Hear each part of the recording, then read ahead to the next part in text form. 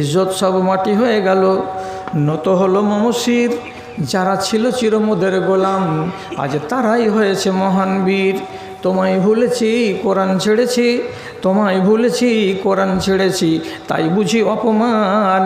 তোমার দুনিয়ায় দুশ্মনী লীলা চেয়ে দেখো রহমান।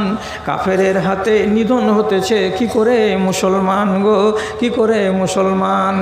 বলির পাঠা হলো মুসলিম তোমার চোখের আগে, বলির পাঠা হলো মুসলিম তোমার চোখের আগে।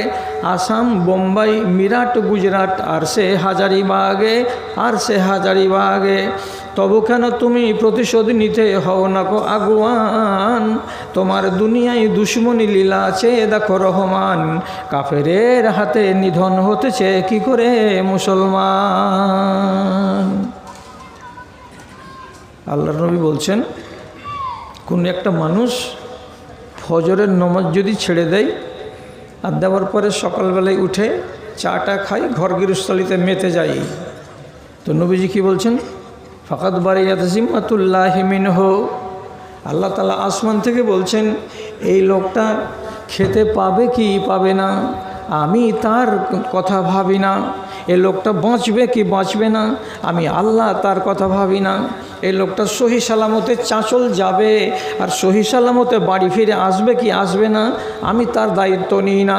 কেন যে এই গাদ্দার ইনসান, এই ধোঁকাবাজি ইনসান সকালবেলায় আমার সাথে বেঈমানি করেছে, আমার নামে হাজিরা দেয় নাই, তার জন্য তার উপরে আমার কোনো দায়িত্ব নাই। কতটি লোক আছে এরকম। দুনিয়াতেও ইজ্জতটা গেল আর আখেরাতেও লাল ঘরে যেতে হলো। যার কাছে বাংলা কোরআন আছে কালকে খুলবেন, সূরাটার নাম সূরা জুমার।